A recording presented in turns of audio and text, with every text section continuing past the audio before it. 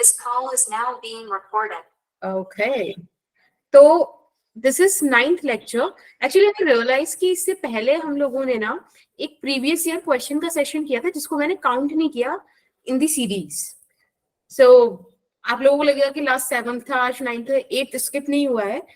वो previous year वाला है. तो अगर आप बिटली शीट पे देखोगे तो वो पीवाईक्यू वाला सेक्शन है. दूसरी चीज, फ्लो देखते हैं आज के लेक्चर का. रिकैप लेंगे, वेटेज डिस्कस करेंगे. मतलब डिस्कस क्या करेंगे आपको पता ही है, मैं एक बार फिर से आपको याद कर दूंगी कि 11th 40% है.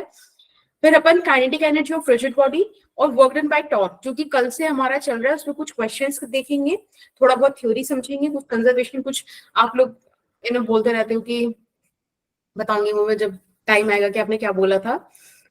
ठीक है. एंड उसके बाद एक minute, someone is trying to get in. हाँ ठीक है. उसके बाद इंट्रोडक्शन टू एंगुलर मोमेंटम है. बेटा ये हमारे सिलेबस का लास्ट टॉपिक है. ठीक है. इसके बाद अपन जो है इस चैप्टर को रैप अप कर देंगे. और इस चैप्टर के लिए मतलब इस टॉपिक के लिए आई एम वेरी एक्साइटेड क्योंकि इसमें भी ना एंगुलर मोमेंटम जो आप यूज करते हो वर्ड, तो एक बड़ा प्यारा इसका टॉपिक है कंजर्वेशन, जिसके बहुत क्वेश्चन आते हैं. ठीक है. और कंजर्वेशन का see I think about you, conservation का आपको प्रैक्टिकल फील देने के लिए I shot a video. Actually मैंने कोशिश की थी बट मैं उतना अच्छा कर नहीं पाई, तो मैंने हेल्प ली किसी की. एंड उस वीडियो से वो चीज we will understand, we will see that video and we will try to understand कि कंजर्वेशन वहां पे कैसे हुआ. ठीक है. हाँ सृष्टि, देखो आई ऑलवेज टोल्ड यू कि रोटेशनल, जैसे मैंने बताया था वो कभी खुशी कभी गम वाला scene, again I am talking about that, कि कभी भी रोटेशनल में अटको, whether you get the link of all the classes और नॉट, whether you break the link और द फ्लो, कभी भी अटको, जस्ट रिमेंबर वन थिंग कि replace entire rotational dynamics with the linear variables and you will get the answers. ठीक है. तो अगर आपको kinetic energy is equals to half mv square समझ में आता है तो you are understanding the kinetic energy of a rigid body and rotational dynamics. If you understand that work done is equals to force into displacement, so you can understand कि work done by torque क्या है. So don't worry, but make sure करो कि आप उसको देख जरूर लो क्योंकि फील भी इंपॉर्टेंट है. तो ये जो आपको दिख रहा है अभी, ये वेटेज है नीट का 2024 वाले सिलेबस में कि क्या क्या टॉपिक से क्या क्या, मतलब ऐसे like something which can predict or which is on the basis of a lot of analysis and everything. So you can check it out. And the most important thing is this one. मतलब just I want to tell you कि भाई 11th में से NEET का जो contribution, NEET के syllabus में 11th का जो contribution है that is 40%, which is a huge percentage. ठीक है. And we cannot lack over here. तो अपने को बहुत मेहनत करनी है अभी से. ठीक. कि कभी वन शॉट में कर रहा हूं तो तुम लोग मुझसे आगे ही रहो, मेरे को फॉलो या मेरे साथ भी नहीं, आगे रहो. बाकी तो 12th में अपन एक्सप्लोर करेंगे जब एक्सप्लोर करेंगे. ये कुछ ऐसे इजी, मॉडरेट, डिफिकल्ट है ना, ये वाले लेवल का डिस्ट्रीब्यूशन है, तो आप देख लो कि कैसे कैसे आपको अप्रोच करना चाहिए. खैर, अब बात कर लेते हैं फ्री कैप की. तो सृष्टि ने मुझसे क्लास की स्टार्टिंग में पूछा कि उसको परपेंडिकुलर एक्सिस और पैरेलल एक्सिस में इशू आ रहा है. तो बेटा आपको सबसे पहले कंडीशन पता होनी चाहिए कि when it comes to perpendicular axis theorem तो वो 2D बॉडी यानी कि लैमिना स्ट्रक्चर के लिए वर्क करता है. वो बोलता है कि अगर दो एक्सिस के अबाउट इनर्शिया आप निकालते हो एक ही प्लेन में which are perpendicular to each other, तो देखो यू अंडरस्टैंड ना, plane is 2 dimension thing. So if this is the plane of the body, this is your X axis and let's say this is your Y axis. ठीक है. तो these two axes are lying in the plane of the body. Now we have to consider some axis which is perpendicular to this plane. Let's say z axis. ठीक है. So this is the basic condition which you need to follow. Okay. This is z axis. तो first condition क्या है कि 2D body होना चाहिए. Second condition क्या है, एक्स वाई जी एक दूसरे के परपेंडिकुलर होने चाहिए, म्यूचुअली परपेंडिकुलर. वाई और एक्स उसी प्लेन में लाई करनी चाहिए जिस प्लेन में बॉडी है, और जी उस प्लेन के परपेंडिकुलर होना चाहिए. अगर आप ये कंडीशंस पूरी करते हो तो in this scenario you can say IG is equals to I X plus I Y. ठीक है, this is the perpendicular axis theorem. When it comes to parallel axis theorem, let me make a revision over here.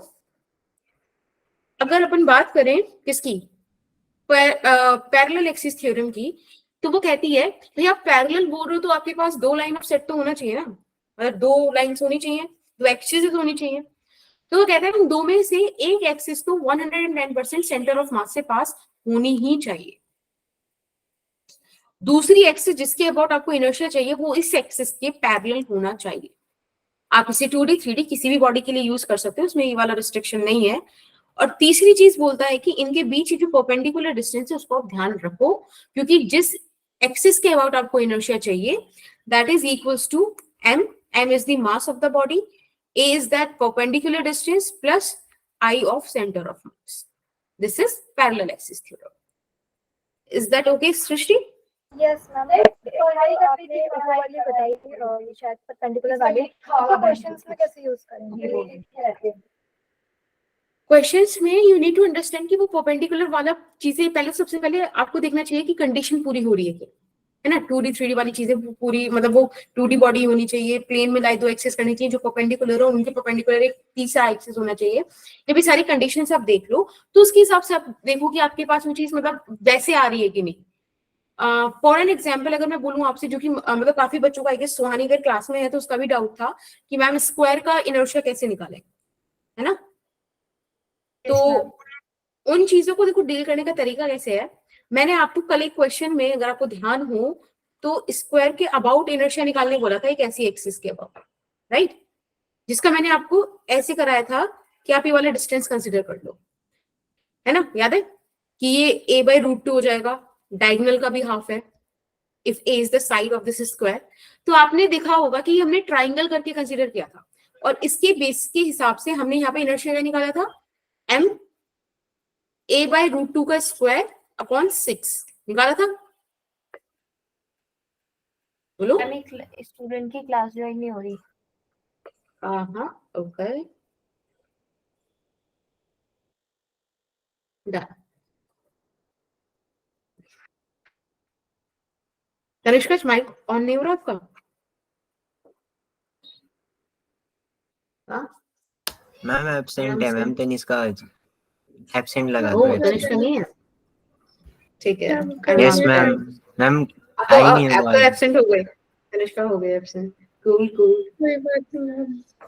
और जो आज की class attend नहीं करेगा उसके आगे की 2 एब्सेंट, तो तनिष्का 1 2 3 क्लासेस में absent.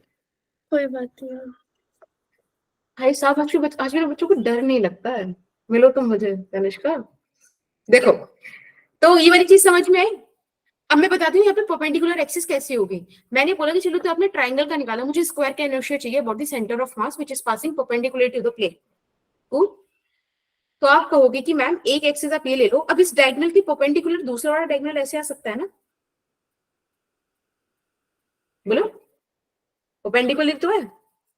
Yes ma'am. Yes ma'am. इसके अबाउट भी इनर्शिया यही आ जाएगा. आप इसे सॉल्व करेंगे तो इट वुड बी ma²/12. यहाँ भी ma²/12 आ जाएगा. ये दोनों परपेंडिकुलर है. अब आप एक एक्सिस सेंटर ऑफ मास से पास कर दीजिए, ठीक है, परपेंडिकुलर टू द प्लेन. आप देख रहे हो ये वाली एक्सिस प्लेन के ही परपेंडिकुलर है. अगर स्क्वायर वाली आप फील देखो, तो let's say this will be square, तो इसमें ही वो व्हाइट वाला और डॉटेड वाला एक्सिस प्रेजेंट है, लेकिन ये जो येलो वाला है ये ऐसे इस प्लेन से जा रहा है. समझ में आया? Yes ma'am.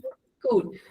तो इसको आई बोल देते हैं. आई गेस देखो बॉडी भी 2D है, दो एक्सिस परपेंडिकुलर, थर्ड एक्सिस जो है वो सबके परपेंडिकुलर है, तो ये वाली सारी कंडीशंस फुलफिल होती हैं. आप इसको लिख सकते हो I is equals to ma²/12. आपने देखा कि भाई तो दोनों तरफ ma²/12 इंटू 2 कर दो, ma²/6 आ गया. ठीक है, ऐसे आप चीजें निकाल सकते हो. अब आपको पता है अगर आप एक्सिस ऑफ रोटेशन चेंज कर दोगे तो moment of inertia different different आ सकता है. वो अब मेरे को कंसर्न नहीं लगता कि होना चाहिए किसी का भी. और मैम ऐसी कौन सी बॉडी है जिसमें ये वाली थ्योरम नहीं लगेगी, इसमें 3D. एक दूसरे के परपेंडिकुलर नहीं हो? 3D body. Okay ma'am. ठीक है, आप फटाफट से इसका स्क्रीनशॉट ले लो because I need to rub this space, क्योंकि ये कल वाले लेक्चर के रिकैप के लिए था. डन. कूल. और अगर किसी का नहीं हुआ है तो प्लीज आप इसको ग्रुप पे भेज देना ताकि सबके पास इसका साक्ष्य आ जाए।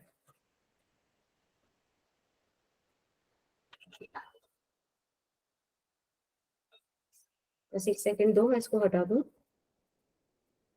ओके, हाँ जी बेटा, तू कुछ पूछ रहा है ना? चलिए मैम तो फटाफट, हाँ बेटा। मैम इसमें ma²/6 आया, तो हमने दोनों का पैरेलल एक्सिस थ्योरम से किया है। परपेंडिकुलर एक्सिस थ्योरम यूज किया है क्योंकि दो एक्सिस प्लेन में थी, दो डायगोनल्स थे, और वो जो थर्ड वाला था that is passing through the plane perpendicularly, है ना? वो परपेंडिकुलर एक्सिस वाली चीजें हुई है। Yes ma'am. ठीक है। अच्छा, अब मैं आपको बताई थी लास्ट क्लास हमने क्या डिस्कस किया था। मैंने आपसे बोला था कि आपको काइनेटिक एनर्जी लीनियरली लिखना आता है हाफ mv²। अगर मैं उसकी एनालॉजी देखूं रोटेशनल वेरिएबल्स के साथ या एंगुलर वेरिएबल्स के साथ, तो वो हाफ I ω² हो जाएगा। ठीक है। दूसरी चीज हमने देखी थी कि वर्क डन बाय टॉर्क। अब देखो टॉर्क क्या है, रोटेशनल वाला फोर्स ना। तो आप लीनियर फोर्स के लिए वर्क डन करते हो फोर्स इनटू डिस्प्लेसमेंट। अब फोर्स आपने लगाई है टॉर्क, आप सोचो छोटा सा एंगल घूमे d θ, आप इसको इंटीग्रेट कर दो इनिशियल से फाइनली जो भी आपको रेंज दिया है। ओके, बोलो। Yes ma'am. ओके, चलिए बहुत बढ़िया। मैंने फिर आपको ये वाला क्वेश्चन दिया था कल होमवर्क में, किस किसने कर लिया? ओके, सुहानी ने। हाँ, मैम करा तो है लेकिन आंसर बहुत अजीब आ रहा है। कोई नहीं।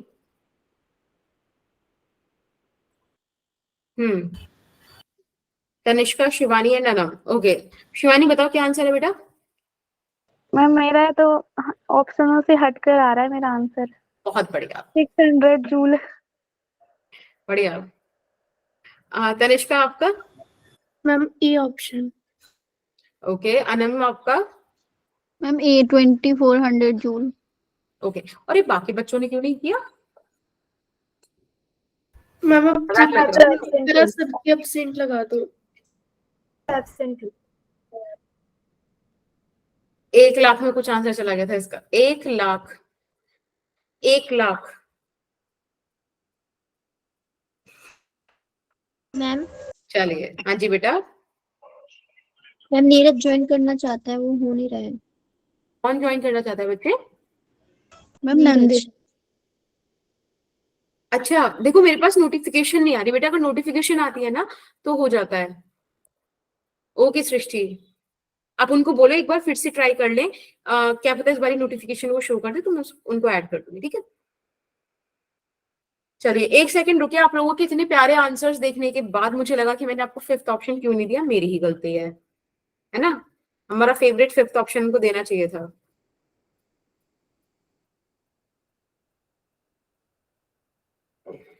मैम फिफ्थ ऑप्शन क्या होगा? बेटा फिफ्थ ऑप्शन वाली बात इसकी हम नहीं बता रहे।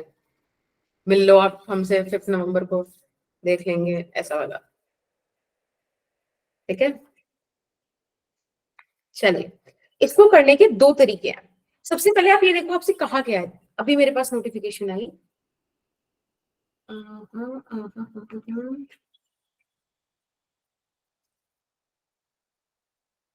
वो भी दिशा की आई है। ओके, हाँ, तो इसको करने के 2 तरीके हैं। सबसे पहले आप ये देखो आपको क्वेश्चन में गिवन क्या है, आपको इनर्शिया गिवन है, आपको टॉर्क गिवन है, आपसे वर्क डन पूछा है, और आपको एक और चीज गिवन है कि आपका ये जो सिस्टम है व्हील है वो रेस्ट से स्टार्ट हो रहा है। रेस्ट से स्टार्ट हो रहा है मतलब आपको इनिशियल ओमेगा 0 दे रखा है, ठीक है? और Yes, ma'am. टॉर्क आपको दिया हुआ है 6 न्यूटन मीटर। बेटा इसको आप क्या लिख सकते हो? आई अल्फा, है ना? यस आई, इसको लिख देती हूँ, I alpha is equals to 6। यहाँ से आप सॉल्व कीजिए तो अल्फा आ गया आपके पास, आई है आपके पास 3, तो अल्फा आ गया आपके पास 2 radian per second square. Cool. अब देखो आपके पास ओमेगा इनिशियल है, अल्फा है, और आपके पास टाइम भी है। 3 चीजें हैं। हम इससे ओमेगा क्या निकालें, हम इससे ओमेगा फाइनल निकाल लें। देखो दो चीजें निकाल सकते हो इस डेटा से, या तो आप ओमेगा फाइनल निकाल लो और आप थीटा निकाल सकते हैं। हाँ थीटा निकाल सकते हो। चलो पहले ये काम कर लेते हैं, पहले थीटा निकाल लेते हैं क्योंकि बेसिक है, वो आता है दिमाग में कि थीटा निकाल दीजिए। अब आप कहोगे कि मैम हमें तो याद नहीं आ रही रोटेशन में इक्वेशन कैसी है, भूल जाओ, लीनियर वाला याद कर लो। अगर मुझे थीटा निकालना है मतलब मुझे एस निकालना है, डिस्प्लेसमेंट निकालना है, यू मेरे पास है, टी मेरे पास है, ए मेरे पास है। तो इस हालत में आई गेस ये वाला बेस्ट रहेगा निकालने के लिए, सेकंड Yes, इक्वेशन ma'am. वाला।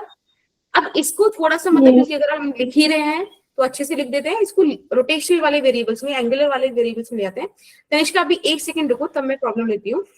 Omega initial T plus half alpha T square. बेटा ओमेगा इनिशियल आपको 0 दिया हुआ है, इसको हटा दो। थीटा आपको निकालना है, हाफ अल्फा कितना दिया हुआ है 2, और टाइम का स्क्वायर यानी कि 20 इंटू 20। सॉल्व कीजिए, 400 आ रहा है आपके पास, 400 आ गया।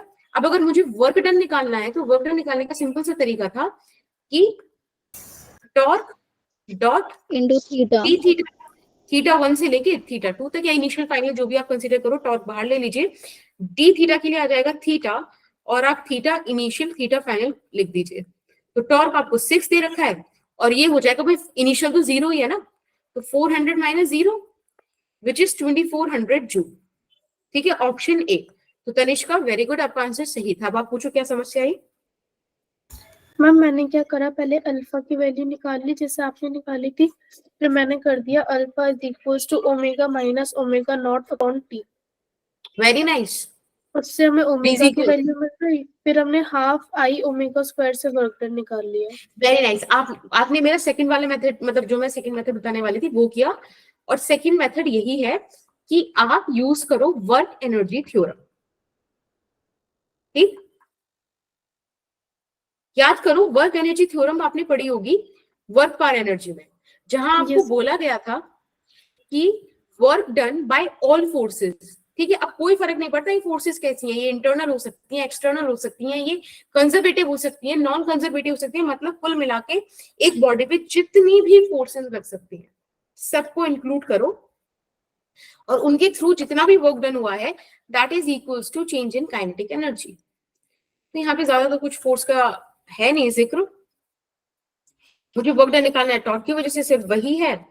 तो एक काम करते हैं, चेंज इन काइनेटिक एनर्जी निकाल देते हैं। इनिशियल तो आपको 0 दे रखी है ना, तो आप ऐसे तो करते कि ma'am half I omega final का स्क्वायर माइनस इनिशियल का स्क्वायर। अब ये तो आपको 0 दिया हुआ है ना कि इनिशियली रेस्ट से स्टार्ट हुआ है, just need to find out the omega final. तो आप ओमेगा फाइनल कैलकुलेट कीजिए, सही बात है। ओमेगा फाइनल के लिए आप यूज कर सकते हो जो भी तनिष्का ने बोला कि v is equals to u plus at वाला। तो omega final is equals to omega initial plus alpha times of t। Omega initial बेटा 0 है, अल्फा आपने 2 निकाला है, टाइम आपको 20 दिया है, तो ये हो गया आपके पास 40 रेडियन पर सेकेंड। ठीक है, अब आप इसको इस वाली एक्सप्रेशन में पुट कर दीजिए। तो work done by torque would be half, और आई कितना है 3 ओमेगा स्क्वायर यानी कि 40 इंटू 40, 2 से ये गया 20, 4 3 से 120, 120 इंटू 2 2400 जूल। आपको जो पसंद आए, जैसे पसंद आए आप उससे कर लो, कोई इशू नहीं है।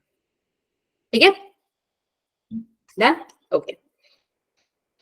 क्या कह रहे थे तुम लोग कि तुम्हें भरोसा नहीं हो रहा होगा एनर्जी थ्योरम, मैं तुम्हें बोला लीनियर से कर लो, क्या बोल रहे हो, क्या बोल रहे हो, प्रूफ चाहिए, मान नहीं रहे तुम मेरी बात।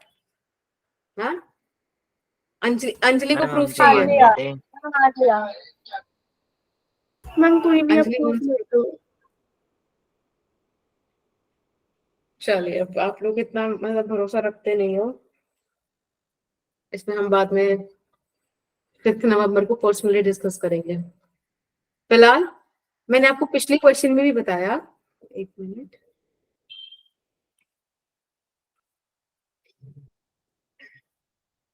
यस शिवानी, चलिए बस आप ही को भरोसा है। Work done by all forces is equals to change in kinetic energy. Tanishka को अभी तक भी नहीं हो रहा कि मैं करा रही हूँ।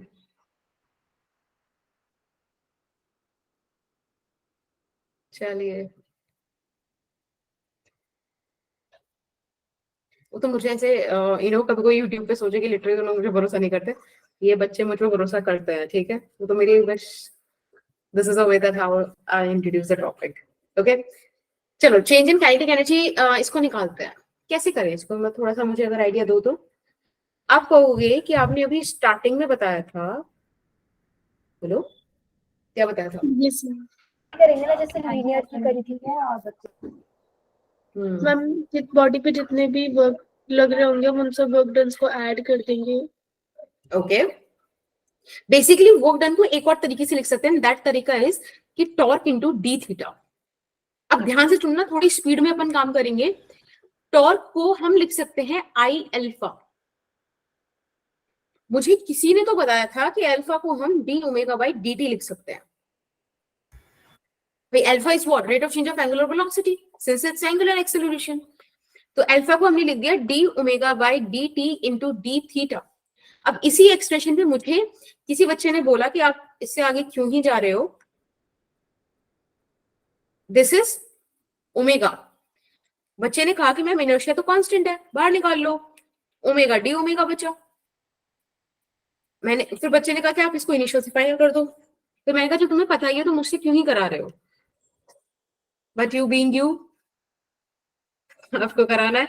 तो वर्क डन हो जाएगा आई ओमेगा डी ओमेगा का। आप जब क्या करोगे, इंटीग्रेशन करोगे, you will gate omega square by 2 और आपने यहाँ पे लिमिट पुट कर देनी है, काम खत्म। बचाई क्या इसमें, देखिए हाफ बाहर ले लीजिए, आई ओमेगा फाइनल का स्क्वायर माइनस, हाँ जी तनिष्का आरोही मूवी, वो बच्चा कौन था? अच्छा जो बताया जा रहा था शिवानी, उसी को तो भरोसा था। So it's final kinetic energy minus initial kinetic energy, और देखो यहां से आ गया चेंज इन काइनेटिक एनर्जी। अब तो मान लिया रोटेशन से भी प्रूव हो सकता है, डन। तो क्या बेटा? मैं एक बार रिपीट कर दूं। हाँ एक बार मेरे को बताओ आप अटके कहाँ पर, ताकि मुझे थोड़ा सा आइडिया मिले, है ना, वाली चीज का वहां पे दिक्कत आई। Ma'am W is equal to I वाला। ये वाला, यस मैम। देखो आपको याद है कि हम dx बाई dt को लीनियर वेलोसिटी लिखते थे। Yes ma'am. अब ये लीनियर है, इसका एंगुलर इंटरप्रिटेशन क्या है, एंगुलर डिस्प्लेसमेंट। तो अगर मैं उसका d थीटा बाई dt लिखूं तो वो ओमेगा ही तो आएगा, right Priyanka?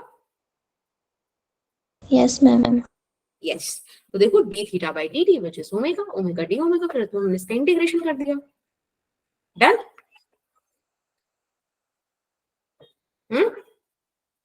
Yes ma'am. Okay, अगर समझ में नहीं आया ना तो आप मुझसे पूछ सकते हो बार बार भी, कोई इशू नहीं है, ठीक है। बस क्या ही होगा ज्यादा से ज्यादा, मैं तुम्हारा नाम लिख लूंगी और फिर तुम जब मुझे मिलोगे कभी तो मैं कुछ नहीं कहूंगी, ठीक है। हाँ, और मेरे पास मैथ्स थी,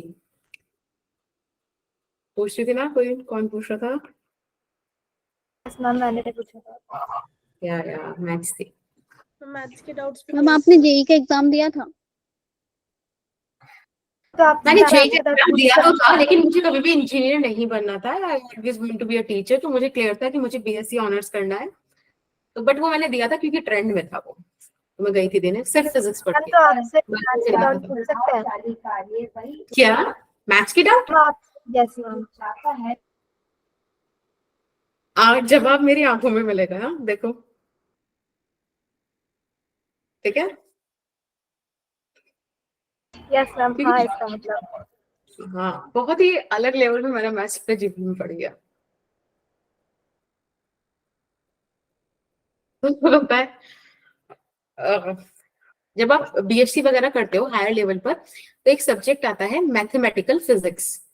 मतलब इतना तो हमको पता ही है कि फिजिक्स ही एक्चुअल फील्ड है मैथमेटिक्स को रियलाइज करने का, उसके फंक्शंस को, उसकी चीजों को, एप्लीकेशन को समझने का, राइट। बट ये प्रॉपर ना आपको ऐसे एज अ सब्जेक्ट मिलता है, तो मेरी ये काफी स्ट्रांग है, और ये भी आप समझ ही लो बिल्कुल वैसे ही है, ठीक है। Strong तो है। I use to teach my brother, ठीक है, वो भी कॉलेज में थे मेरे साथ। तो होता क्या था कि he is very good at mathematics, वो फिजिक्स में कहीं लैक करते थे, तो मैंने ऐसे बताती थी कि ये ऐसे ऐसे ऐसे आया और इसके बाद तो इंटीग्रेशन करना है। I stop at that point, then he joins me और बोलते थे कि अच्छा इसमें ये वाला स्टेप ऐसे ऐसे कर दो। मैं समझ अच्छा ऐसे किया है ये, मेरे को समझ में नहीं आ रहा था, बट मैं ऐसे बिल्कुल प्रिटेंड नहीं करती थी कि मुझे नहीं आ रहा है। उस व्यक्ति को अपना एग्जाम मैथमेटिकल फिजिक्स मुझसे पढ़ने के बाद पता चला कि इसको नहीं आता है। वो आज भी ऐसे धोखे में, यू नो, मैं ठीक है, क्या ही कर सकता है। फिलहाल आपके पास एक क्वेश्चन है। मैम बट ये भी तो देखो, अगर आपका और उनके ब्रेन को मिक्स कर दे तो मैथ्स और फिजिक्स दोनों कितनी ज्यादा स्ट्रांग हो जाएंगी। वही तो मिक्स हो नहीं रही है ना। चलो ये वाला क्वेश्चन करो। यहाँ पे आपको बोला है fly wheel of moment of inertia. बेटा फ्लाई व्हील ना एक एक्सपेरिमेंट होता है, बेसिकली बहुत हैवी सा व्हील होता है, ठीक है। वो ऐसे दीवार में से ऐसे हाथ निकल रहा होता है, हाथ नहीं होता, फ्रेम होता है, एक्सिल होता है, यहाँ पे वो व्हील लग रहा होता है, ठीक है। फिर उस पे हम उसको रोटेशन देते हैं, उसका इनर्शिया वगैरह ओमेगा वगैरह, मतलब बहुत सारी चीजें करते हैं, बट दैट्स एन एक्सपेरिमेंट, वो मेरा अभी इशू नहीं है। फिलहाल आपके लिए पॉइंट क्या है कि एक फ्लाई व्हील है जिसका मोमेंट ऑफ इनर्शिया आपको ऑलरेडी गिवन है, ठीक है। उसको हमने 60 रेडियन पर सेकेंड की स्पीड दे रखी है। हमसे पूछा है कि अगर हमने, देखो भाई वो एक एक्सेल से कनेक्टेड है ना, एक्सेल मतलब एक स्टैंड इस तरीके से, तो ये इस पे लगातार फ्रिक्शन लगाएगा ना, उस फ्रिक्शन की वजह से ये रेस्ट में आ जाएगा। तो 5 मिनट बाद ये रेस्ट में आ गया। आपको निकालना है फ्रिक्शन ने कितना काम किया।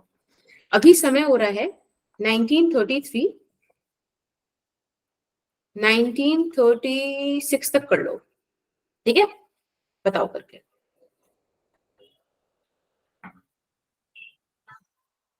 हाँ एक्चुअली मैं तुम्हें बताऊं तो मुझे फिजिक्स लाइक बेहद पसंद है, मतलब मैं ऐसी हूं नहीं, वैसे मैं बहुत ही शैतानी डिसिप्लिन हूँ, बट फिजिक्स इज समथिंग कि मैं फ्री टाइम में भी पढ़ सकती हूँ। मतलब फ्री टाइम अगर है और मेरे को बोरिंग लग रहा है कुछ लग रहा है, तो I use to study physics, I love that much this subject. तो सिर्फ मुझे, मतलब जब मैं 11th में आ रही थी तो लोगों ने बोला था कि फिजिक्स समझने के लिए यू नीड मैथमेटिक्स और ये वो, तो बस इसलिए ले लिया मैम मैथमेटिक्स। फाइनल जो उसकी वेलोसिटी होगी यानी कि ओमेगा होगा वो तो जीरो होगा ना। Obviously okay ma'am. इम्पॉसिबल है। नहीं नहीं, तुमको फिजिक्स अच्छा लगता है थोड़ा बहुत? बहुत मैम ठीक ठाक है, मार्क्स नहीं आते क्योंकि उसमें कभी। प्रैक्टिस।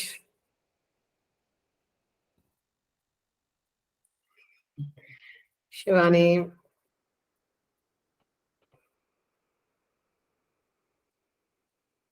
कम लोग मिलते हैं फिजिक्स को पसंद करने वाले।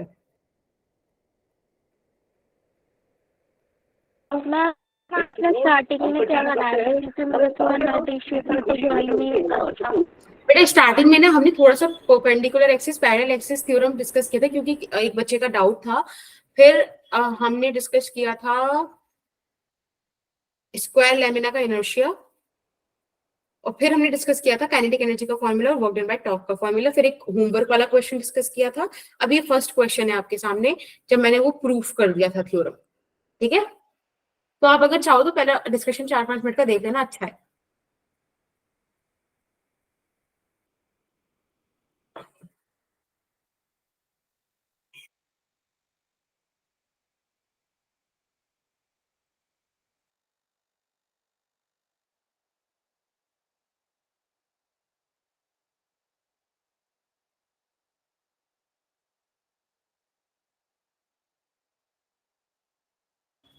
Then Srishti, these are for you.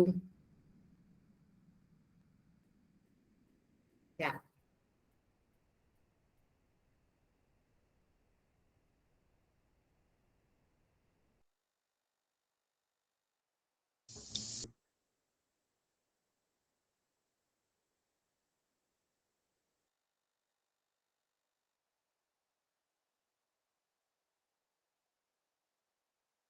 मैं कर रहा हूँ।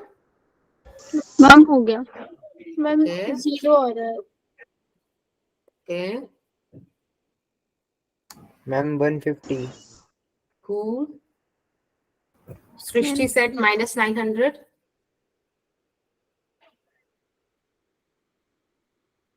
Nandini, I will help you fully about it. ठीक है, बट अगर तुम अपना इंटरेस्ट दिखा रहे हो तो मैं तुम्हारी पूरी हेल्प करूंगी कि कैसे करना है। बाकी किसी को काम चलाओ पढ़ना तो एक अलग चीज है, but if you want I can help you. Good Ankita. Okay Yash. Ma'am मेरा माइनस 18,000 जूल आ रहा है। ओके, मैं कराऊंगा अभी। मैम माइनस लगाना जरूरी है? हाँ, क्योंकि फ्रिक्शन इस केस में मोशन के अपोजिट लग रहा है, तो इसलिए वर्क डन नेगेटिव आएगा। कॉस्ट मैम फिर मेरा माइनस -150। ओके, अब आपने एक चीज देखी कि वर्क डन को हम लिख सकते हैं एक तो इस तरीके से, और इसके साथ ही ना आप अब एक चीज और लिख लो कि भाई वर्क डन को हम ऐसे भी लिख सकते हैं। ठीक है, as per the kinetic energy theorem, sorry work energy theorem. अब इस हिसाब से बेटा एक बात बताओ, इनर्शिया कितना है आपके पास? 5। अब जब ये फाइनली आपने रुक गया तो 0 हो गया। माइनस का इनिशियल कितना है? 60 × 60। बस सॉल्व कर दो, इसमें ज्यादा टाइम था ही नहीं, मतलब ज्यादा लगाना ही नहीं था दिमाग। यहाँ से 30, अब इसको जरा सॉल्व करो। 6 3 से 18, 18 5 से 90, 9000 जूल और नेगेटिव का आ रहा है। This is negative work. ठीक है मैम फाइनल 6 माइनस 60 कैसे? बेटा देखो, आपको दे रखा है ना क्वेश्चन में। समझ आ रहा है। हाँ ओके, ये आपको क्वेश्चन में गिवन है 60 रेडियन पर सेकेंड, और यहाँ पे बोला है कम्स टू रेस्ट, मतलब कि final is going to be 0 radian per second. चले? हाँ जी बेटा। मैम इस क्वेश्चन के अंदर ऐसा नहीं होगा work done by kinetic energy plus work done by friction is equals to change in kinetic energy? Work done by what? देखो टॉर्क का क्यों यहाँ पे काम नहीं आएगा, क्योंकि वो इधर से लग रहा है। नहीं क्या बोले वो, फिर से बोलो, क्या बोला आपने? Work done by kinetic energy plus work done by friction. Kinetic energy से वर्क डन कैसे निकालेंगे? Work done and energy is similar term है ना, दे आर सिमिलर टर्म्स। देखो जब भी तुम इक्वल रख रहे हैं वर्क और एनर्जी को। अच्छा हाँ, मैंने क्या करा, work done by kinetic energy plus work done by friction is equal to change in kinetic energy, तो वो दोनों 9000 कैंसिल हो गए। ना। चलो अब बात करते हैं कंजर्वेशन ऑफ मैकेनिकल एनर्जी की। एक ऐसी चीज है जो हमने वर्क पर एनर्जी में कई बार करी है, इसीलिए मैं बोलती हूँ ये चैप्टर ना बड़ा प्यारा है, क्योंकि पिछले 6 के 6 चैप्टर्स कवर करा देता है। ठीक है, एक रोटेशनल के एडिशन के साथ। अब मुझे फटाफट से कोई बच्चा बताओ मैकेनिकल एनर्जी कंजर्वेशन का डिस्क्रिप्शन क्या था, फॉर्मूला क्या था?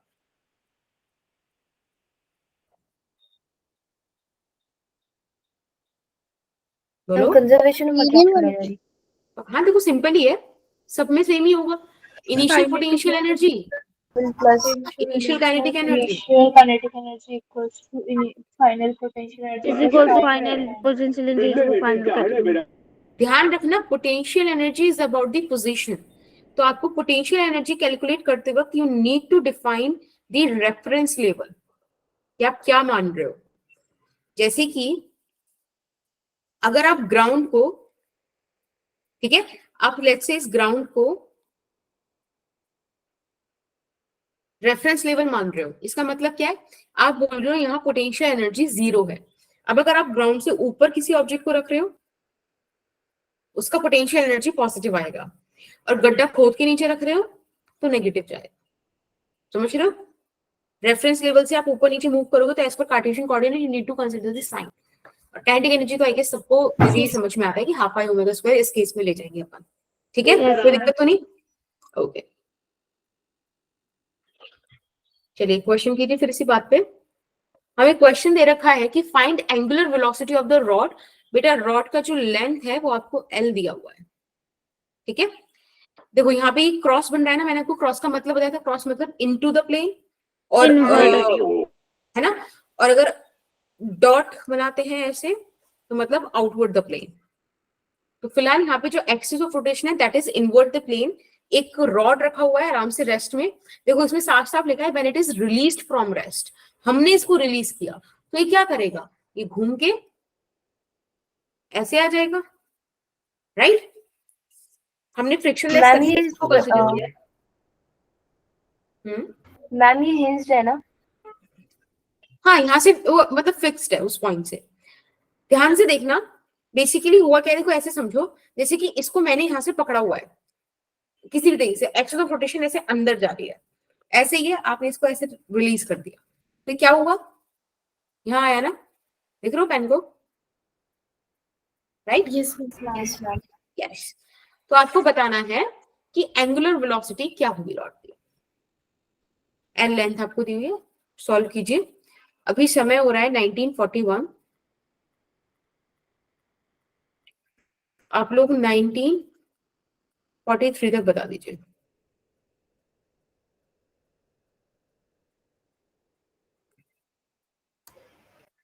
मैम किसके टर्म्स में बताना है? देखो वैसे तो L सिर्फ की? एल ही गिवन है आपको, बाकी देख लो किसके और मतलब जो भी नोन हो आपको उसी में बताना होता है। मैम एंगुलर वेलोसिटी ओमेगा होगी। वो आपको फाइंड आउट करनी है।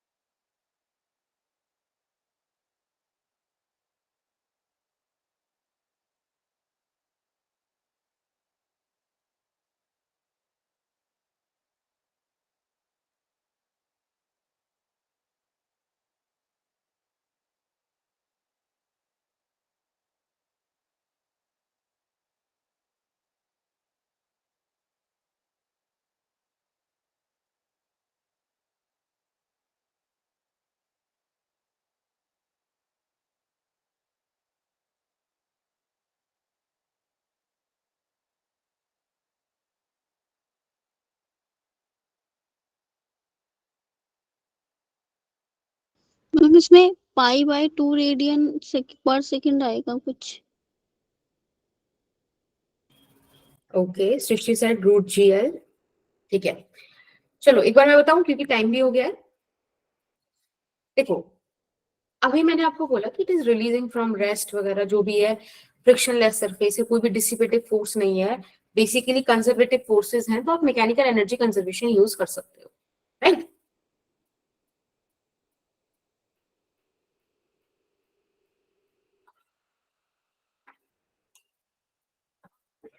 आपको पता है ना कि conservation of mechanical energy upon use करते हैं जब कंजर्वेटिव फोर्सेस होती हैं, ठीक है? कोई भी नॉन कंजर्वेटिव फोर्सेस आपको नहीं लेनी है, दिस इज द कंडीशन। तो जब भी आपको कभी ऐसा लगे कि ऐसा कुछ है तो आप यूज कर सकते हो। ओके, कोमल सेड रूट 2GL, ठीक है, वी विल डिस्कस कि कैसे होगा क्या होगा। यार ये वाली चीज ध्यान रखना, फिलहाल यहाँ पर आ जाइए। कंजर्वेशन ऑफ मैकेनिकल एनर्जी मतलब सिंपल है कि initial potential energy plus kinetic energy is equals to final वाला सिस्टम, है ना, मतलब ये वाली चीजें। अब एक बात बताओ, इनिशियली पोटेंशियल एनर्जी मैं इस वाले लेवल को ही रेस्ट पे मान लूं, बेटर रहेगा, तो मतलब ये 0। अगर मैं आपसे बात करूं काइनेटिक एनर्जी इनिशियल की, तो वो तो रेस्ट से रिलीज हुआ था ना, तो वो भी 0। अब बात होती है पोटेंशियल एनर्जी फाइनल की, इसकी बात मैं थोड़ा सा रुक के करूंगी, पहले फाइनल काइनेटिक एनर्जी निकाल लेते हैं। मैंने आपको हमेशा बताया है कि when it comes to angular variables, they are always constant for each and every particle of the body। एक पूरी बॉडी के लिए जितने भी उस पे पार्टिकल हैं सब पर एंगुलर वेरिएबल हमेशा सेम रहेगा, चाहे डिस्प्लेसमेंट, वेलोसिटी या एक्सेलरेशन हो। तो आई गेस अगर मैं इसको हाफ आई ओमेगा स्क्वायर लिखूं तो किसी को कोई तकलीफ नहीं होगी? No ma'am. Right, now the question is about final potential energy कैसे लिखें। अब आप कहोगे कि इसमें क्वेश्चन क्या है, mgh यूज कर लो, है ना भाई। आप बोल रहे हो कि this is your reference level, okay, अब इससे आप नीचे जा रहे हो तो नेगेटिव करोगे तो आप mgl लिख दो, क्या ही दिक्कत है? पर दिक्कत है क्योंकि यहाँ पे हर एक पॉइंट डिफरेंट हाइट तक कवर कर रहा है, सिर्फ एल तो यही वाला पॉइंट गया ना नीचे वाला, बिल्कुल। थीटा निकाल ऐसे केसेस में याद करो, मैंने आपको बताया था वर्क पर एनर्जी में कि you need to consider the centre of mass, जब वो चेन वाले क्वेश्चंस मैंने आपको कराए थे, याद है? Yes ma'am. यस। तो उसके हिसाब से यहां पर आप देखो, आपके पास आएगा माइनस का एम जी, एच की जगह क्या लिख दोगे? L/2। पूरी रॉड यूनिफॉर्म है तो सेंटर पर ही उसका सेंटर ऑफ मास आ जाएगा, ज्योमेट्रिकल सेंटर पर। नेगेटिव क्यों लगाया? क्योंकि रेफरेंस लेवल से नीचे है। This is your reference level. Is that okay? हाँ जी, क्लियर है? Yes ma'am. चलो, तो इस हिसाब से आपके पास आ गया mg L/2 is equals to half I omega square. Let's talk about, हाँ नंदिनी बोलो बेटा। मैम ये समझ नहीं आया। देखो, मैंने आपसे ये बोला कि इसमें अगर आप ये वाला पॉइंट मार्क करो, ये वाला पॉइंट, तो ये सिर्फ इतना ही तो नीचे आया, ये तो पूरा एल नीचे नहीं है ना, ये इतना नीचे आ रहा है। हर एक पार्टिकल डिफरेंट हाइट कवर कर रहा है, तो आप पूरी रॉड के लिए कैसे निकालोगे? तो हमें पता है कि पूरी रॉड में यूनिफॉर्म मास डिस्ट्रीब्यूशन है, बिल्कुल यूनिफॉर्मली डिस्ट्रीब्यूटेड है, तो हम इसका सेंटर ऑफ मास कंसीडर कर लेंगे। सेंटर ऑफ मास बिल्कुल ज्योमेट्रिकल सेंटर, यानी कि आधी लेंथ पे पड़ेगा। L/2 से इधर आधी रॉड इधर, वो सेंटर ऑफ मास है। तो आप उसको मैंने MGH में लिख दिया। नेगेटिव क्यों आया? क्योंकि रेफरेंस लेवल से नीचे है। Okay, right? Okay, so this is the rod that we have. आपको बोला कि L ये इसका लेंथ है और एक्सिस ऑफ रोटेशन देखो बिल्कुल कॉर्नर से जा रहा है अंदर, यहाँ पे बना रखा है। तो आपको याद है ना कि इसको हम क्या कंसीडर करते थे? इनर्शिया क्या कंसीडर करते थे इसके अबाउट? ml²/3 करते थे ना। टेबल याद है कि भूल गए? Yes ma'am. अगर इस सेंटर ऑफ मास से जा रहा होता तो अपन लेते हैं ml²/12, बट ये कहां से जा रहा है? n से जा रहा है, तो ml²/3। Use it and solve the above equation. तो यहां पर आ जाएगा mg L/2 is equals to, I की जगह आप लिख देंगे ml²/3 ओमेगा स्क्वायर इंटू 2 से 2 कैंसिल, m से m कैंसिल, l से एक l कैंसिल, और यहां से आपके पास ओमेगा स्क्वायर का वैल्यू आया 3g डिवाइडेड बाय l, यानी कि ओमेगा का वैल्यू आया √3g divided by l। Cool? बोलिए। चलिए, बहुत बढ़िया। फिर एक और क्वेश्चन करना। यहाँ बोला है there is no slipping। वाला दिखा दो। हाँ जी बेटा, जब हो जाए तो मुझे बताना। जो हम नेक्स्ट क्वेश्चन करेंगे ना, वो अल्टीमेट लेवल है, ठीक है? और उसको आपने कर लिया, आपको conservation of mechanical energy question लगाने आ गया, ये मेरी गारंटी है। इसको दिमाग से करना। यहाँ पे बोला है there is no slipping between pulley and the rope. Rope आपको मासलेस दी हुई है, तो आपको उसका इनर्शिया वगैरह टेंशन लेने की जरूरत नहीं है। आपको बोला है कि सिस्टम रिलीज किया गया। जब भी ऐसा वर्ड यूज हो, मतलब रेस्ट से वो कॉन्फ़िगरेशन आपको मिली है, आपने उसको रेस्ट से इनिशियल पोजीशन उसकी कंसीडर कर ली। आपसे पूछा है जो छोटा वाला ब्लू वाला ब्लॉक है उसका मास स्मॉल m है, वो अगर h हाइट नीचे गिर जाए तो किस वेलोसिटी पर होगा, मतलब क्या वेलोसिटी होगी उसकी। आपको ये जो पुली दी है इसका इनर्शिया I दिया है, इसका रेडियस R दिया है। क्वेश्चन आपको सॉल्व करना है, फटाफट से सॉल्व करना। अच्छा क्वेश्चन है। अभी टाइम हो रहा है 1949। अच्छा 50 हो गया। आप लोग उसे 54 तक सॉल्व कर दो।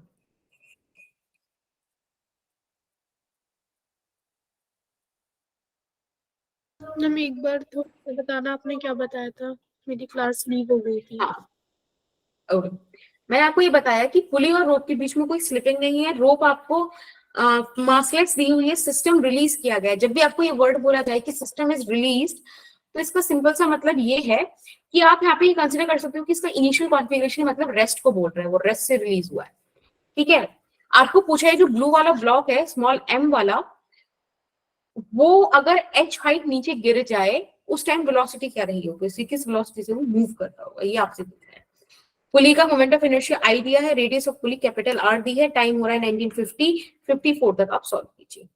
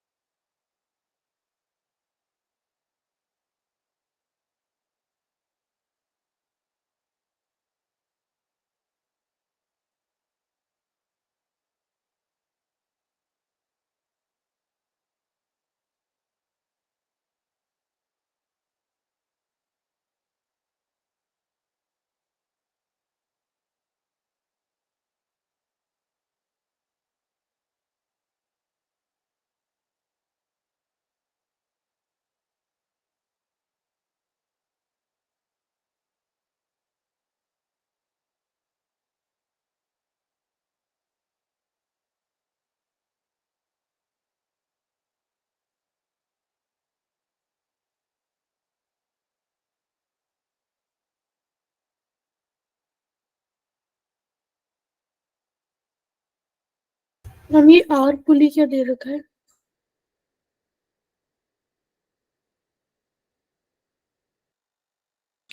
This is the radius of the pulley.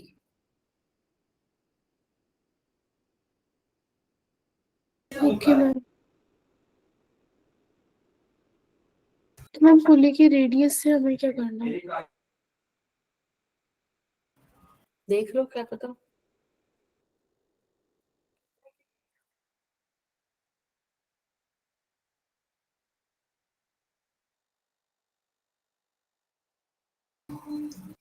मैं करा दूं, टाइम वेस्ट नहीं करते।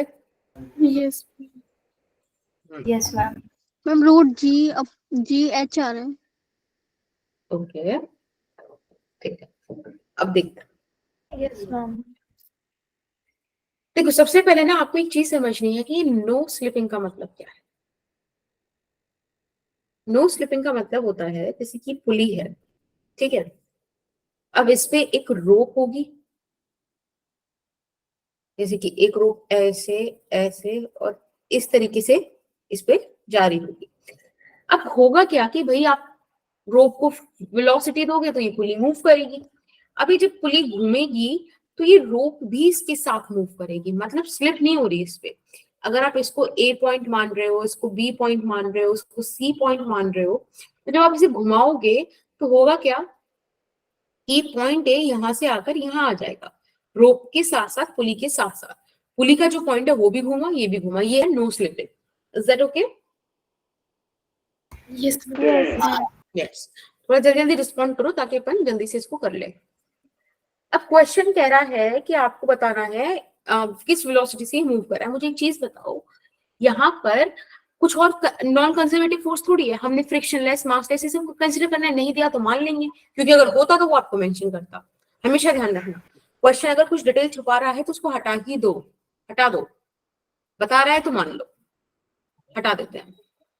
तो अगर सब चीजें कंजर्वेटिव वाला सिनेरियो है तो मैं conservation of mechanical energy use कर लेती हूँ। Yes ma'am. यस,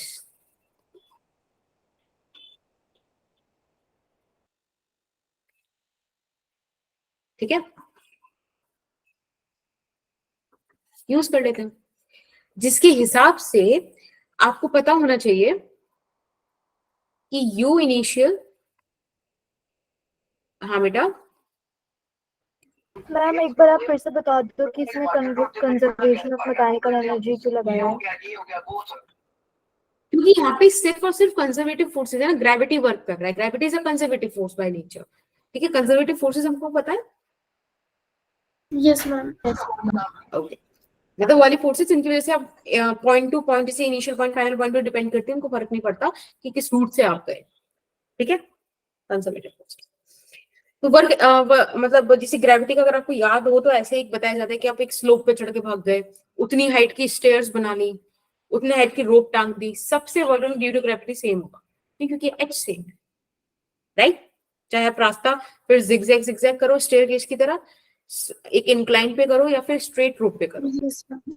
उसको इस बात से फर्क ग्रेविटी, ठीक है। तो ये वही वाली चीज है, मतलब फोर्स को सेम लगाएगा, सब काम सेम होगा, ठीक है। ओके, अब एक बात बताओ, आप चाहो तो ये पिंक वाला मास कैपिटल एम जो है, येलो वाला पुली, इन दो का पोटेंशियल एनर्जी कंसिडर करो मत करो, कोई फर्क नहीं पड़ता, दोनों से कट जाएगा, काइनेटिक एनर्जी मैटर करेगी। देखो ये वाला डिस्टेंस आप कंसिडर कर लो खुद से कि ये एक्स है, ये ब्लॉक नीचे आया एच हाइट, ठीक है। और ये जो ये डैश वाला मैंने यहाँ पे डैश डैश डैश इसको लिखा हुआ है, इसको आप रेफरेंस लेवल कंसिडर कर सकते हो, बेस कंसिडर कर सकते हो, ठीक है। अब ध्यान से देखो, मैंने क्या बोला, हाँ बेटा देखो इंपॉर्टेंट चीज क्या है, आप चाहो तो उन्हें कंसिडर करो, पोटेंशियल एनर्जी वन हटा दो वरना वो दोनों तरफ से कट जाएंगी, कोई दिक्कत नहीं आएगी। चाहो तो यहाँ पे लिख लो capital M G X, X height ऊपर है बेस लेवल से, प्लस मास ऑफ पुली, और ये भी एक्स हाइट ऊपर है, ठीक है, प्लस जो स्मॉल एम है वो बेस लेवल पर ही है तो 0 आ जाएगा, प्लस अब सब चीजें रेस्ट पर है ना, कुछ तो मोशन में है नहीं, तो इसको भी 0 कर दो, इज इक्वल्स टू, अब फाइनल की बात करो तो फाइनल में वो सारी चीजें तो अभी भी एक्स पर ही हैं, उनको क्या फर्क पड़ा, है ना, कुछ मूवमेंट नहीं, कुछ नहीं, मतलब height wise. When it comes to kinetic energy या फिर sorry potential energy of this block M, तो अब देखो ये दिक्कत में आया, ये डाउनवर्ड मूव करा H पर, यानी कि माइनस mg जिसकी पोटेंशियल एनर्जी है। जब काइनेटिक एनर्जी की बात आएगी, अब ध्यान से देखना, ये वाली चीज इंपॉर्टेंट है, इसको समझो। ये वाला ब्लॉक लेग से जब मूव करा नीचे तो v वेलोसिटी से गया, ये v वेलोसिटी से गया तो ये वाला ब्लॉक v वेलोसिटी से आगे गया, यानी कि ये वाली रस्सी v वेलोसिटी से आगे आई और यहाँ पे अब रेडियस की जरूरत पड़ेगी हमको, क्योंकि मुझे ओमेगा चाहिए। भाई पुली क्या कर रहा है, वो तो सिर्फ घूम रहा है तो रोटेशन में आ गया, पर बाकी सब जब लीनियर चल रहा है तो I need to convert that rotational variable into linear variable.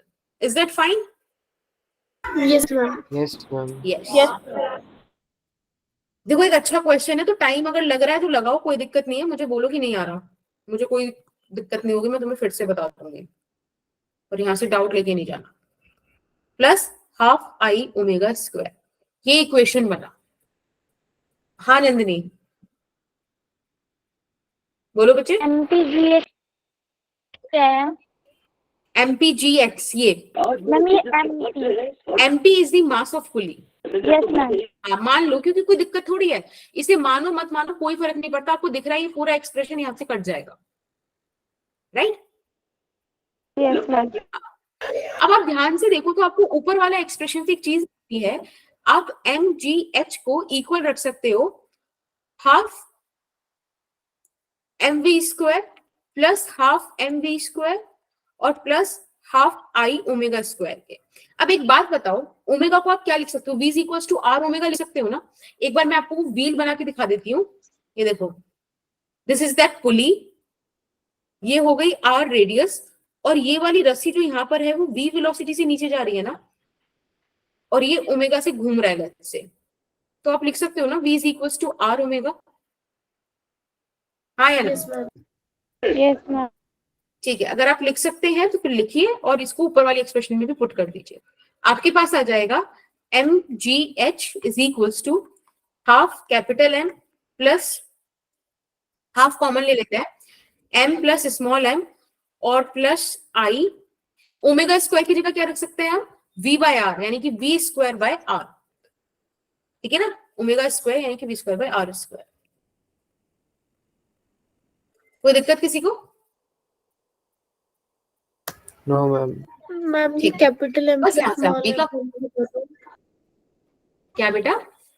ये capital M plus small M वाला बता दो थोड़ा सा।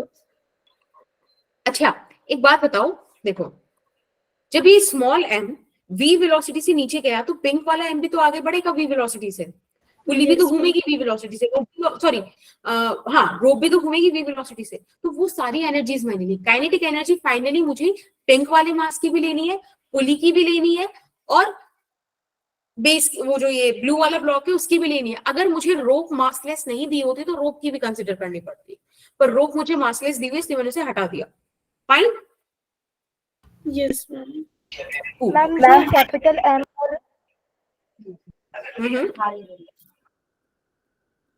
बोलो। मैम जो कैपिटल एम और रोप है उसकी फाइनल पोटेंशियल एनर्जी 0 सेम क्यों है?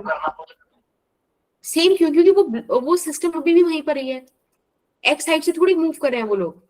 भाई एम ब्लॉक भी यहीं पर है, ये वाला पुली भी यहीं पर है। अब हुआ क्या है कि हो सकता है ये वाला एम ब्लॉक थोड़ा सा आगे आ गया हो, ठीक है, कोई है ना, तो वो लेवल वही है, that's why potential energy same है। राइट, चलिए इसको सॉल्व करते हैं। देखो सिंपल v का एक्सप्रेशन है ना, कल को मुझे सारी वैल्यूज दी होंगी तो आंसर निकालना और इजी हो जाएगा।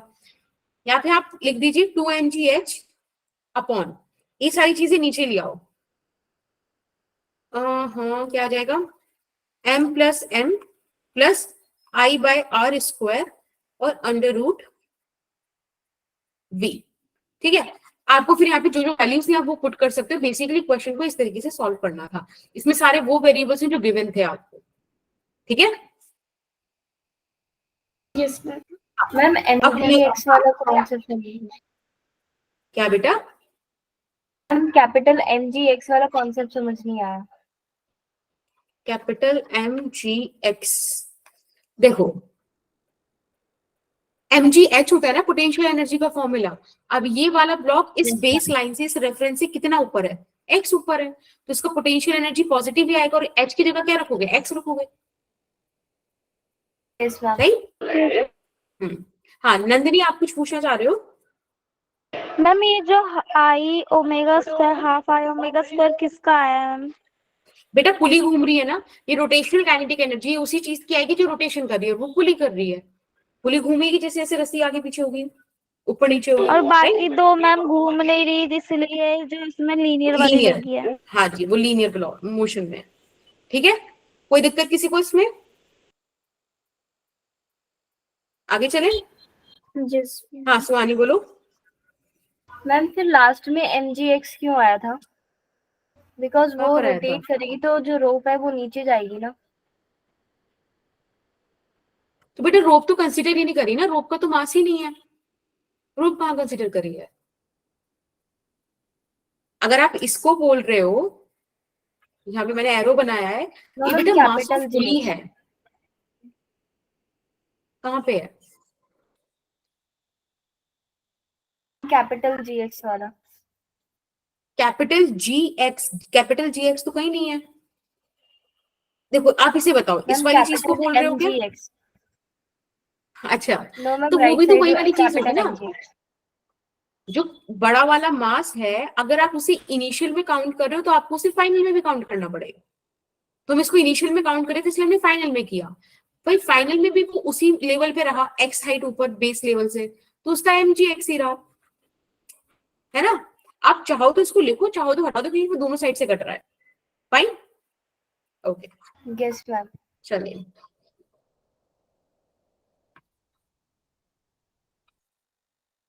अब देखो, आज सिर्फ एंगुलर मोमेंटम मैं आपको इंट्रोड्यूस करूंगी, इसमें क्वेश्चंस, इसमें बातें हम नेक्स्ट क्लास में करेंगे, बट फिलहाल इंट्रोडक्शन ले लेते हैं। आपने टॉर्क पढ़ा था, अगर आपको याद है, तो मैंने टॉर्क को क्या क्या बताया था आपको, कि क्या क्या होता है टॉर्क? बताओ। Turning effect. हाँ बिल्कुल, और बताओ, और बताओ।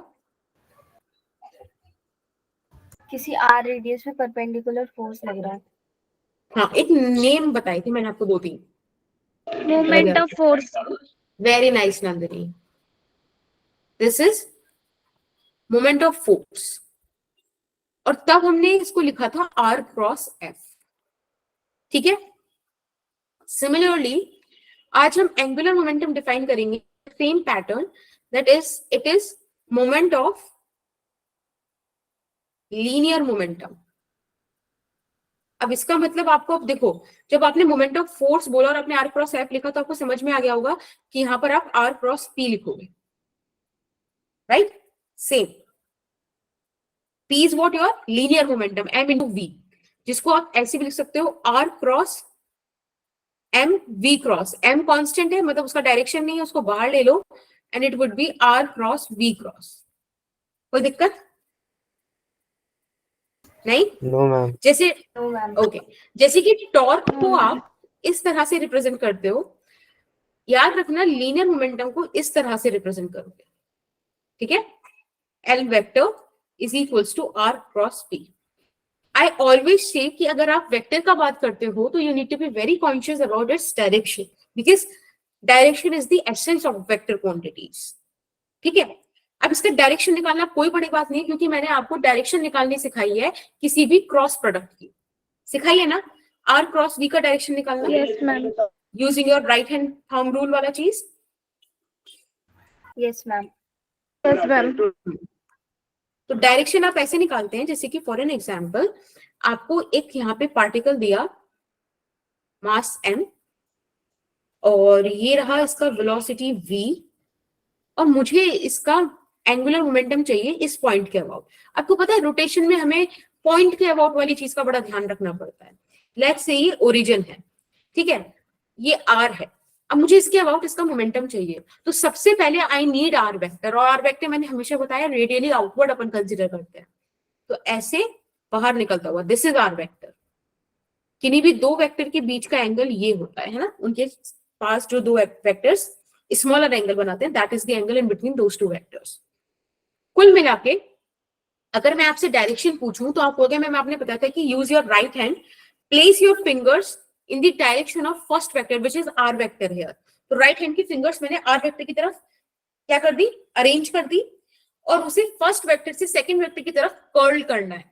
तो मैंने आर से बी की तरफ देखो कर्ल किया, थंब कहां जा रहा है, इनसाइड द प्लेन जा रहा है ना, यानी कि direction of angular momentum is inside the plane. ये सुनो, yes yes ma'am. Yes ma'am. अच्छा होगा इसे हम लिख दें, बिल्कुल। अगर लेकिन आपको डिफाइन करना पड़ेगा, फिर आप मतलब एक्स वाई जी इस तरीके से ले रहे हो, है ना, तब आप बोल पाओगे इजीली। Yes ma'am. ठीक है, अब बोल पाओगे। तो इनटू द प्लेन, समझ में आ गया ना सबको ये चीज? Yes ma'am. हाँ, ओके। अगर मैं आपसे बोलूं कि बेटा एल फैक्टर को आप क्या लिख सकते हो, तो आपने बोला कि मैम हम आपके जो एक्सप्रेशन है इसके हिसाब से हम इसे M R V sine theta भी लिख सकते हैं। अभी मैग्नीट्यूड की बात कर लेते हैं, डायरेक्शन अपन देख लेंगे। राइट हैंड थंब रूल से वो तो हमें समझ में आती है कि हम इसको ऐसे लिख सकते हैं। I was like very good. अब आपने एक चीज देखी, अगर मैं इसको थोड़ा सा रीअरेंज कर दूं इस तरीके से, ये आर साइन थीटा क्या है? एक बात बताओ, इस आर के Yes, ma'am. कंपोनेंट्स ब्रेक करें इधर की तरफ तो आपको क्या मिलेगा? देखो आर ये पूरा ये है, ये वाली चीज, दिस इज आर, ठीक है, और ये हॉरिजॉन्टल के साथ थीटा एंगल बना रहा है। तो आपने क्या देखा कि मैम आर साइन थीटा तो ये आ रहा है, ये सुनो, बोलो। Yes ma'am. Yes ma'am. Yes ma'am. तो एंगुलर मोमेंटम को लिखने का ये तरीका है एम वी आर परपेंडिकुलर, ठीक है, वेलोसिटी के परपेंडिकुलर रेडियस, वो आर का कंपोनेंट। एक चीज तो ये है। अब इसी को देखने का एक तरीका और है, समझ में आ रहा है? क्लियर है ना सबको अब तक जो बातें करी? मैम इसमें किसी कॉम्पोनेंट सिनेरियो किस तरह से निकला? देखो वेलोसिटी है ना, ये आर है, ये आर इस तरफ से इसका डायरेक्शन ऐसे जा रहा है, ठीक है, और Yes, ये ma'am. डिस्टेंस आर है, तो ये थीटा हो गया ना। आपने इसकी हॉरिजॉन्टल वर्टिकल कंपोनेंट्स ब्रेक कर दिए, ये आर कॉस थीटा हो गया और उसकी परपेंडिकुलर आर साइन थीटा चला गया। हमें परपेंडिकुलर, हमने देखा कि यहाँ पे तो आर साइन थीटा लिखा है, मतलब डिस्टेंस का परपेंडिकुलर कंपोनेंट लिया है वेलोसिटी से। अब इसी चीज को आप ऐसे भी मतलब याद कर सकते हो, समझ सकते हो, जैसे कि ये रहा मास, ये रहा इसका आर वेक्टर, ये रहा वेलोसिटी वेक्टर, ये आपको थीटा दिया हुआ है, और ये वो पॉइंट है जिसके अबाउट आपको एंगुलर मोमेंटम कैलकुलेट करना है। अब बच्चे एक बात बताओ, इस v के भी तो कंपोनेंट्स आप इस r के अबाउट ब्रेक कर सकते हो कि नहीं? इफ दिस इज, देखो इस तरीके से इधर इसके अलोंग चला जाएगा आपका v cos थीटा, और इसके परपेंडिकुलरली आ जाएगा v sin थीटा, है ना? तो आप इसी एक्सप्रेशन को ऐसे भी तो लिख सकते हो कि L is equals to M R V sine theta, और यहां पे आप देख रहे हो कि इट इज V परपेंडिकुलर। कोई दिक्कत? No ma'am. No, ma'am. ठीक है, ध्यान रखना कि 95 to 99% आप ये वाले एक्सप्रेशंस को यूज करोगे, इसको भी लेकिन फील होना चाहिए दिमाग में। कोई दिक्कत नहीं? अब एक बड़ी बड़ी लैंग्वेज में मुझे जरा से बता दो कि what is the unit of angular momentum, बताओ।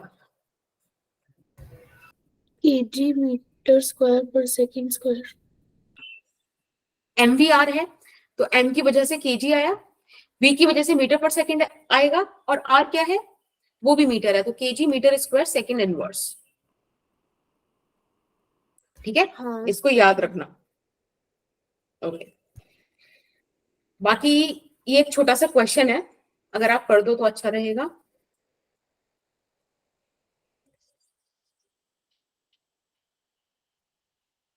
मैम फिगर का है।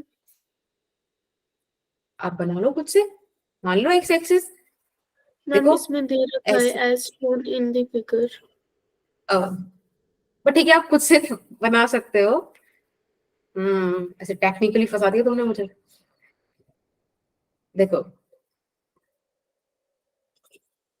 ऐसे बना लो कि this is your X axis, make sure कि आपकी स्ट्रेट बने थोड़ी सी, ठीक है।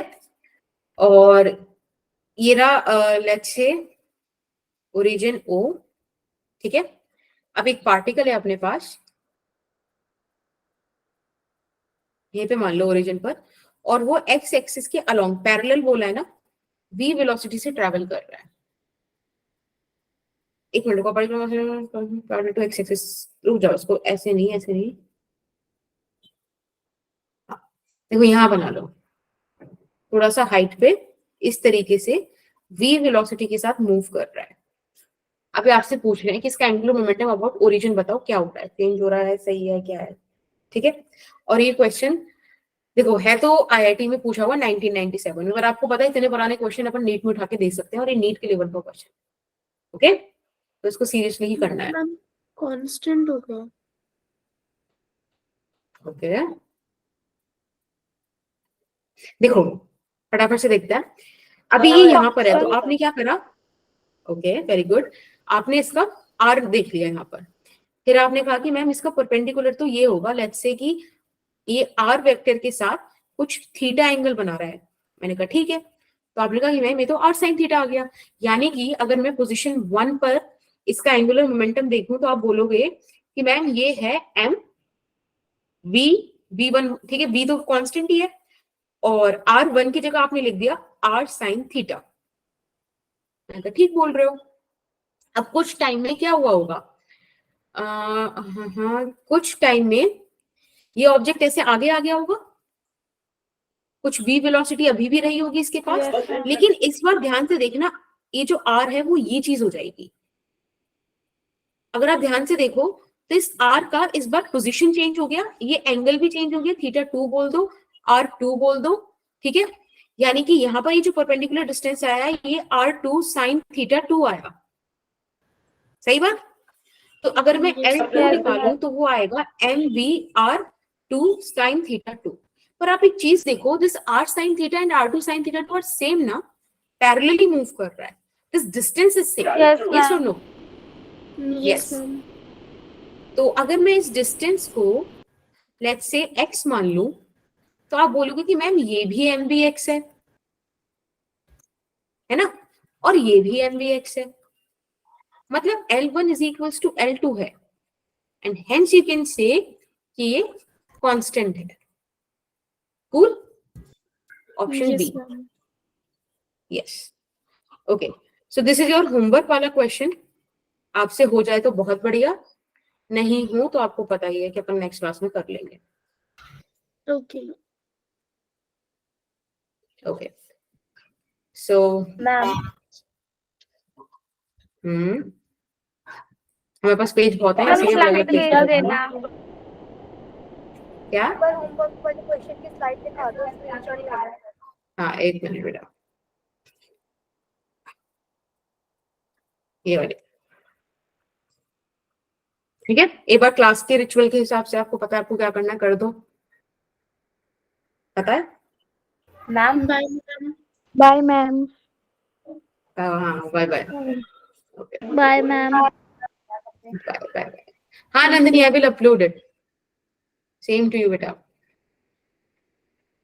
हाँ जी सुहानी, मैम बाय इससे पूजा। प्रीवियस वाले क्वेश्चन, मैम क्वेश्चन में जो आपने भी करवाया उसमें थीटा जो है वो हाँ डिक्रीज हो रहा है, आर साइन थीटा फिर कम नहीं होगा उसमें? तो आप ध्यान से देखो, वो आर भी इंक्लाइन बढ़ता जा रहा है। कुल मिला के when it comes to product ना, तो वो नेट वाला क्वांटिटीज का इफेक्ट सेम रहता है, जैसे कि 5 into 2 2 into 5 both are going to be 10, तो वैसी वाली चीज है।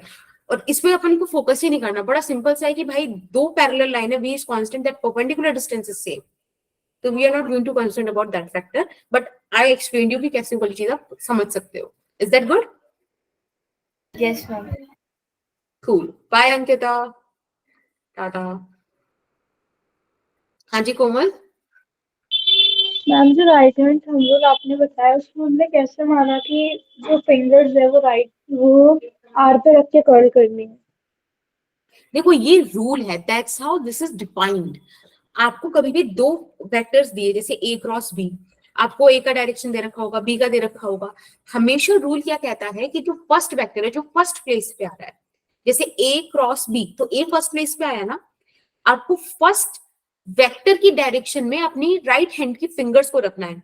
Everything is fixed, right hand की फिंगर्स को फर्स्ट वेक्टर की डायरेक्शन में आपको रखना है और उसे फर्स्ट वेक्टर से सेकंड वेक्टर की तरफ मोड़ना है, जिसे बोलते हैं curl your fingers from first vector to second vector. जब आप वैसा करते हो तो थंब आपका या तो इनसाइड द प्लेन या आउटसाइड द प्लेन क्या करता है, डायरेक्ट करता है, और वो आपको जो दो क्रॉस प्रोडक्ट आए, मतलब दो वेक्टर्स का क्रॉस प्रोडक्ट आता है ना, रिजल्टेंट वेक्टर, उसका डायरेक्शन देता है। समझ में आया बच्चे? Yes ma'am. Okay cool.